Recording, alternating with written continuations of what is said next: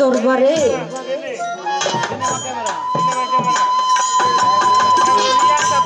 ঔরসের সময় দয়াল ভক্তবিন্দুকে নিয়ে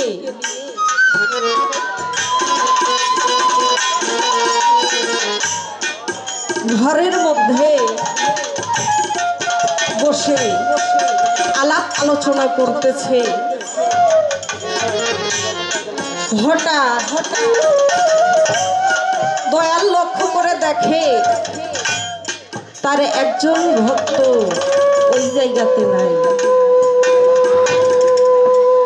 যখন দেখতে পাইল তখন তারা আরো যে অন্য অন্য ভক্তগুলা শিষ্যগুলা ছিল তাদেরকে জিগাইল,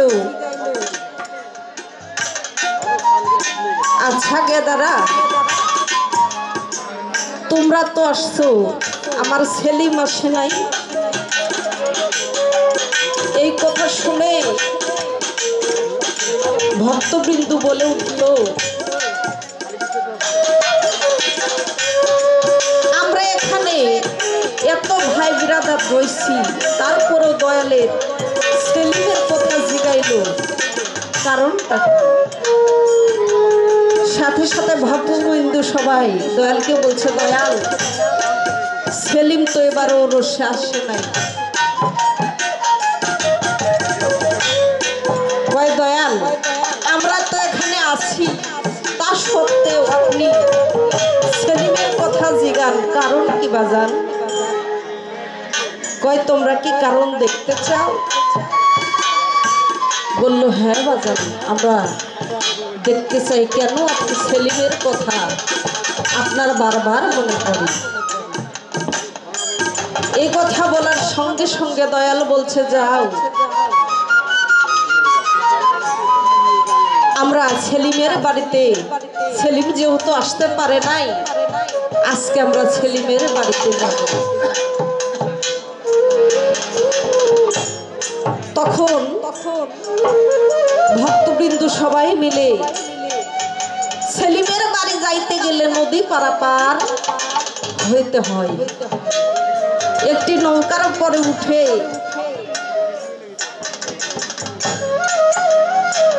তখন দয়াল সহ সবাই মাঝিকে বলছে, মাঝি এবারে নৌকাটা ছেড়ে দেয়। এই কথা বলার সঙ্গে সঙ্গে মাঝি যখন নৌকাটা ছেড়ে দিল, সেলিম নদীর কিনারে আসে যায় আর শুধু মনে মনে ভাবে, কখন জানি আমার দয়ালের মুখখানা দেখতে পাই। কতদিন হয় আমার দয়ালের মুখখানা আমি দেখি না। দয়ালের কি রহমত! হঠাৎ করে তাকিয়ে দেখে যে দয়াল নদী পথে সেলিমের বাড়ি আসতেছে।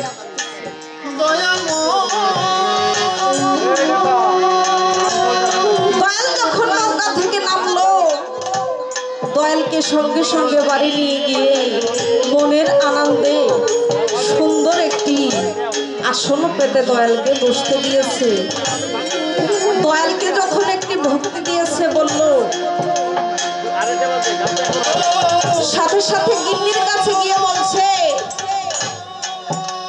দেখো গেদার মা, আমার দীনবন্ধু আমার বাড়িতে এসেছে, আমি আমার দয়ালকে কি দিয়ে সেবা দিব?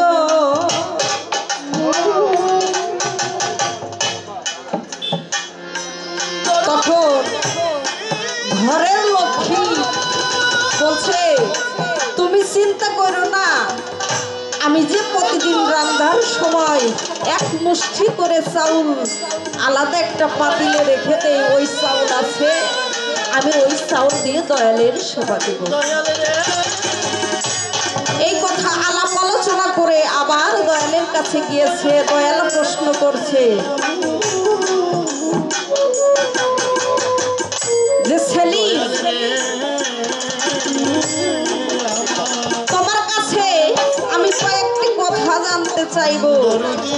বলছে, কি দয়াল? আপনি আপনি যা বলবেন আমি মাথা নত করে আমি সেই উত্তরটা দেওয়ার জন্য চেষ্টা করব। সঙ্গে সঙ্গে দয়াল বলছে, সেলিম, ওই যে গোয়াল ঘরে গরু ছাগল বান্ধা ওইগুলি কার? সেলিমের সঙ্গে সঙ্গে জবাব দিয়ে বলে, দয়াল, দয়াল রে, ও আমার দীনবন্ধু করুণা সিন্ধু,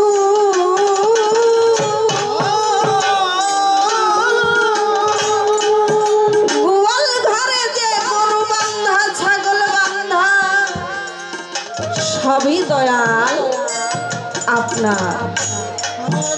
আবার বলছে, যদি আমার হয় তাহলে যাও, গরু ছাগল সবকিছু নৌকায় তুলে দাও। আবার দয়াল বলছে, আরেকটা কথা জিজ্ঞাসা করি সেলিম। বলল, বাজান, আমার এই পাপী দেহটাকে যখন আপনার হাতে দিয়েছি, সেদিন হইতে কি আর দয়াল আমি আমার আছি?